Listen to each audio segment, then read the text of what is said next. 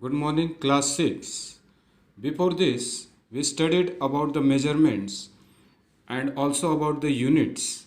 So, what are the units you understood? First, handspan, foot in ancient time, that was the unit.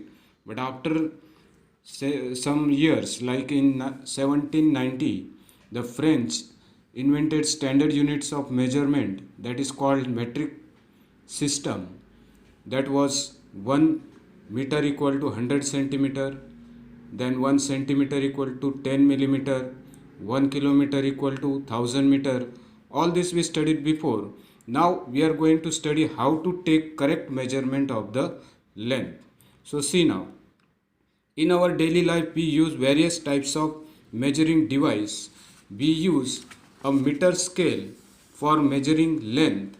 Again, a tailor use a tape, whereas a cloth merchant uses a meter rod for measuring the length of an object. You must choose a suitable device. You cannot measure the width of a tree or the size of your chest using a meter scale. So for measuring width of the tree and chest, you need some tapes, measuring tape. So for instant measuring tape is more suitable for this.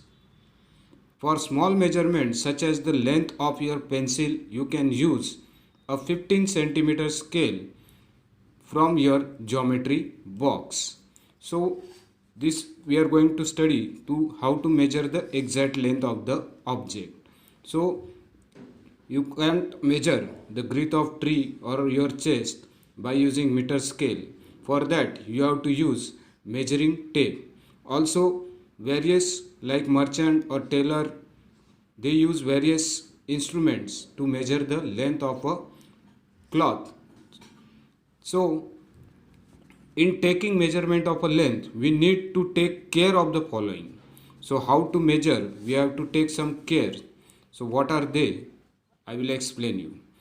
Place the scale in contact with the object along its length as shown in the figure 10.7. So this is the 10.7 figure shown here.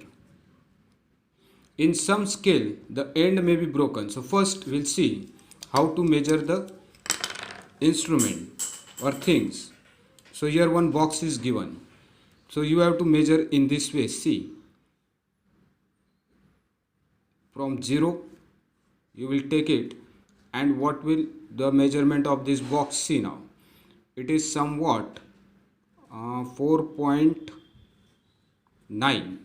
It is somewhat 4.9. So here is 4, 5, 4.4. So till here we can see some 4.4 or 4.5 is coming.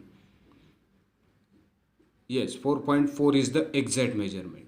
So see, this is the 0 and this is the right way to measure the instrument.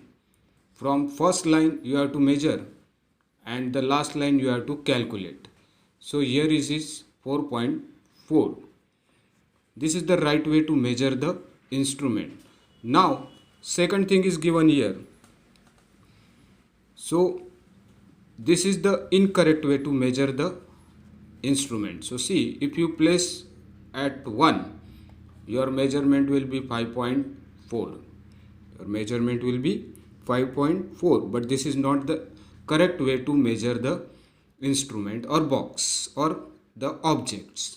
So first was the correct way to measure the box or the objects. Take measurement from the 0 mark of the scale. You can use any other full mark of the scale. You can use any other full mark of the scale, say 1.0 centimeter. Then you must subtract the reading of this mark from the reading at the other end. For example, in figure it is given 10.8. Then the reading at one end is 1.0 and at the other end it is 14.3 centimeter. Therefore the length of the object is 14.3 minus 1.0 centimeter equal to 13.3 centimeter. So what they say is that if suppose you have a broken scale, means Here one scale is there. It is completely having from 0. But suppose the 0 is broken. So what you have to do? In some scale the end may be broken. You may not be able to see the 0 mark clearly. In such case you should avoid taking measurement from the 0. Then you should avoid it. Suppose this 0 is not there. Suppose this up to here 1 it is broken and you don't have another instrument to measure. Then you can measure from this also. How? So see, measure from 1. Start measuring from 1. Then for example, suppose this is a 5.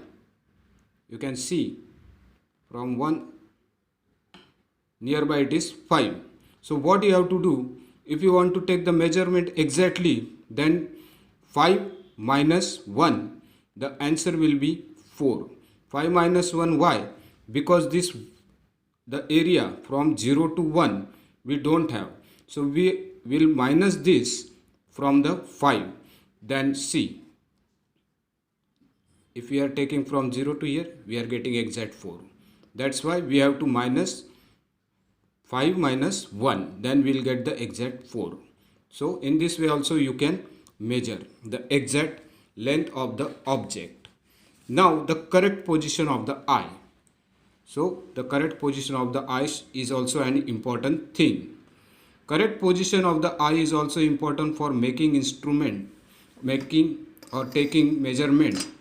Your eye must be exactly in front of the point where the measurement is to be taken, as shown in figure 10.9. Position B is the correct position of the eye. Note that from the position B, the reading is 7.5. From A and C, the reading may be different. So here one figure is given how to measure or what should be your eye position. So B is the correct position. Your eye should be straight. From C and A, you will not get the exact measurement. So in the figure you can see from B, we can take clearly measurement, that is 7.5. Then in one activity is given, you will do that activity. Measure the height of your classmate using handspan and then by using a meter scale. For this, ask your classmate to stand with his back against a wall. Make a mark on the wall exactly above his head. Now measure the distance from the floor to this mark on the wall with your handspan and then with a meter scale. Let all other students measure this length in a similar way. Record all observation in table 10.3. So what you have to do, you have to measure the height of your classmate and tell him to stand. His back should be touched to the wall and tell him to stand straight. Then point or mark at his head and then start counting with a handspan. Also tell your other friend to count them with their handspan. And after that, measure it with a measuring tape. And also tell other student to measure them with measuring tape. So here column is given, handspan and height in centimeters. So you should record that in this table. Suddenly, study carefully result obtained by different student. The result in column 2 may be different from each other. Column 2, that is handspan.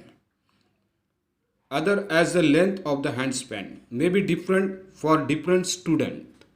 Now look at the result in column 3. Column 3 is given height in centimeter, where the measurements are done using a standard scale. The result may be close to each other now, but are they exactly equal? If not, so why do you think there is a difference? After all, everybody is using the same scale and not different handspan. This could be due to small errors. Small errors means I explain you how to measure if your scale is broken or if you are having a good scale. So this will be some errors. Also your eye position. So these errors may occur and may be slightly different from others. This could be due to small errors in taking observation. In higher classes, we will learn about the importance of knowing and handling such errors in measurement. So this was the topic about the measuring exact length of the object. Next, we'll see in next period.